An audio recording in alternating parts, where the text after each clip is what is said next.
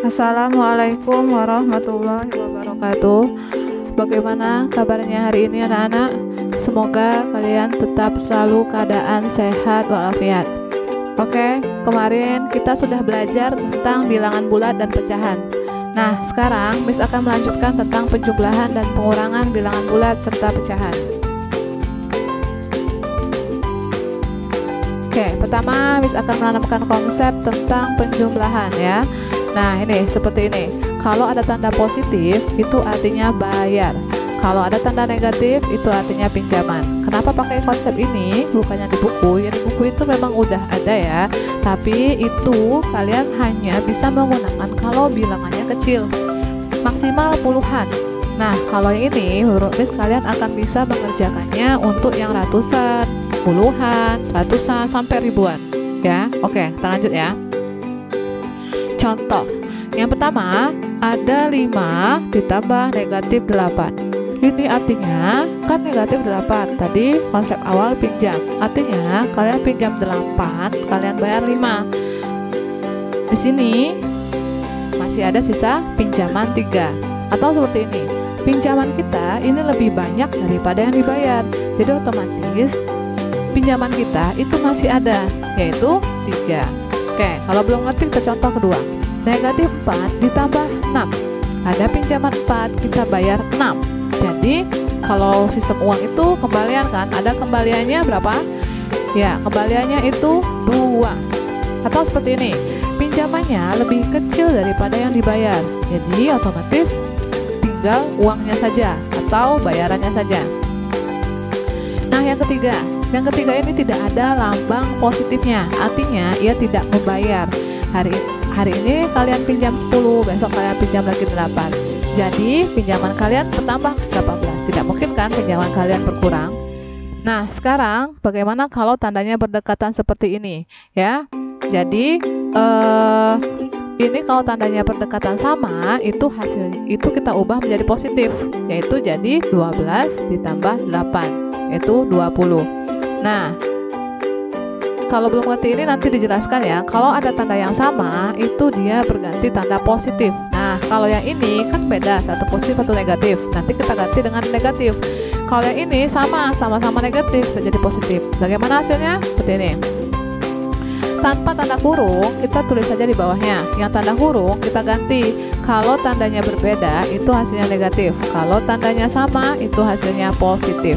Nah, kalau sudah bentuk seperti ini, tidak ada kurung lagi, kita tinggal tambahkan seperti biasa. 18 dikurang 27, dikurang 30, ditambah 25. Itu negatif 14. Oke? Nah, ini konsepnya tadi. Ingat ya, kalau ada tanda sama, itu menjadi positif. Kalau tandanya berbeda, jadi negatif. Sistem ini atau konsep ini kita bisa gunakan untuk perkalian dan pembagian juga. Oke, nanti akan diingatkan lagi ya ketika kita belajar perkalian dan pembagian. Oke, sekarang ada soal cerita dalam kehidupan sehari-hari. Seekor ikan hiu berada 200 meter di bawah permukaan laut. Ya, nih ada ikan hiu di bawah permukaan laut 200 meter. Dan puncak bukit berada 800 meter dari permukaan laut. Jika pesawat terbang berada 2 km dari atas bukit, maka berapa kilometer selisih antara jarak pesawat terbang dan ikan hiu? Nih, tadi ya, ini konsep selisih. Selisih itu nilai yang terbesar dikurang nilai yang terkecil, ya. Nah, seperti ini jawabannya. Kita dulu tinggi pesawat terbang itu dari permukaan laut ini berapa? Jadi 800 meter ditambah 2 km. 2 km ini kan belum sama satuannya. Kita samakan dulu jadikan meter, yaitu 2000 meter. Jadi kalau kita jumlahkan 2800 meter. Sekarang kedalaman ikan hiu. Kedalaman ikan hiu bukan 200 ya, tapi negatif 200. Kenapa? Karena dia di bawah. Kalau di bawah, dia jadi negatif. Jadi hitungan selisihnya nilai yang terbesar dikurang nilai yang terkecil. 2800 dikurang negatif 200. Jadi 300 meter ya. Kalau kalian disuruh tulis positif, jawabannya akan salah. Oke? Nah, ada masalah kedua. Dalam kompetisi matematika, setiap jawaban benar diberi nilai 4. Yang salah diberi negatif 2. Tidak jawab pun ada nilainya negatif 1. Dari 40 soal yang diberikan, Rini berhasil menjawab dengan benar 30 soal dan yang salah 6 soal. skor yang diperoleh Rini adalah, nih kita hitung ya, nilai yang benar itu 4. Tadi yang jawab Rini bisa menjawab dengan benar 30, berarti 4 dikali 30. Sekarang yang salah poinnya minus 2, dan soal yang salah 6.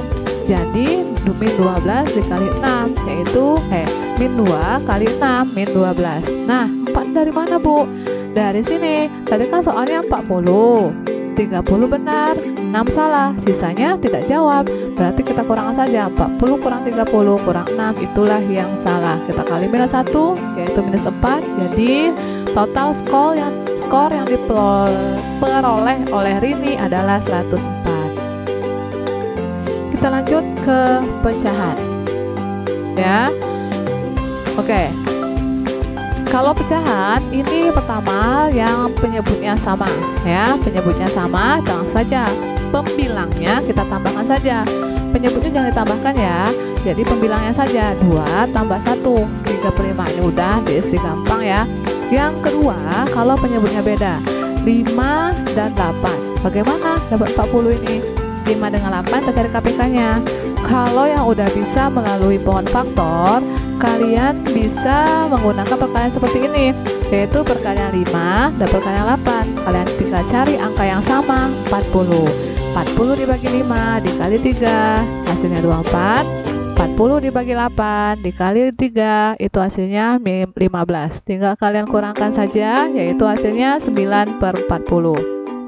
Oke, bagaimana kalau bukan pecahan dikurang nilai pecahan? Nah, caranya penyebutnya kan cuma 8, jadi tulis saja 8. 16 dari mana? Kita kalikan 8 dikali 2 dikurang 5, yaitu 11/8. Atau ini bisa disederhanakan lagi menjadi pecahan campuran. Oke, soal seperti ini ya. Ini soal yang sering kalian lihat. Ini mempunyai pita 5/1/2 meter dan membeli lagi di toko 1/1/3 meter. Pita tersebut digunakan untuk membuat hiasan bunga 2/3/4 meter. Berapakah panjang pita sekarang? Nah, jadi ini kalian tidak usah dijadikan pecahan biasa, karena hasilnya angka ratusan dan membuat kalian bingung untuk membaginya. Nah, caranya pecahan campuran ini tadi kan kalau membeli lagi tuh ditambah tuh, kalau digunakan berarti dikurang. Jadi bilangan pokok depannya kalian pisahkan ini, terus bilangan pecahannya kalian pisahkan tulis di belakang. Terus ini kalian hasilkan seperti yang ini tadi ya. Samakan penyebut dulu 2, 3, 4, penyebutnya 12 dari mana? Dari KPK. Oke, kalau nggak bisa kalian cari perkalian seperti ini. Kalian tambahkan, terus kalian kurang 9, jadinya 4, 1/12. 4-nya dari mana? Yang di atas, kalian gabungkan. Oke. Nah, sekarang contoh terakhir. Pak Ahmad mempunyai sebidang tanah. 2/3 bagiannya ditanami jagung, 1/4 ditanami ketela pohon. Sisanya ditanami sayuran seluas 450 meter persegi. Luas sawah Pak Ahmad adalah, oke, jadi luas tanaman sayur dulu berapa bagian? Caranya tadi kan luas semuanya itu kan belum tahu, jadi kita pisahkan 1 dikurang 2/3 dikurang 1/4. Ini kita sampai penyebut 3 sama 4 kan KPK-nya 12 dari mana? Kalau yang kayak tadi ini dikali 12 dikali 1 itu 12 dibagi 3 kali 2 itu 8, 12 dibagi 4 kali 1 itu 3. Jadi kita kurangi 1/12. Ini bagian untuk sayuran. Yang ditanya itu kan sudah ada sayurannya. Jadi luas semua sawah Pak Ahmad adalah ini dibalik. Dari 1/12 dibalik 12/1 kali 450. Jadi luas seluruh sawah Pak Ahmad 5.400 meter persegi. Oke, kalau masih ada yang belum mengerti, kalian boleh tanya sama guru masing-masing. Sekarang kalian kerjakan latihan ini di buku kalian.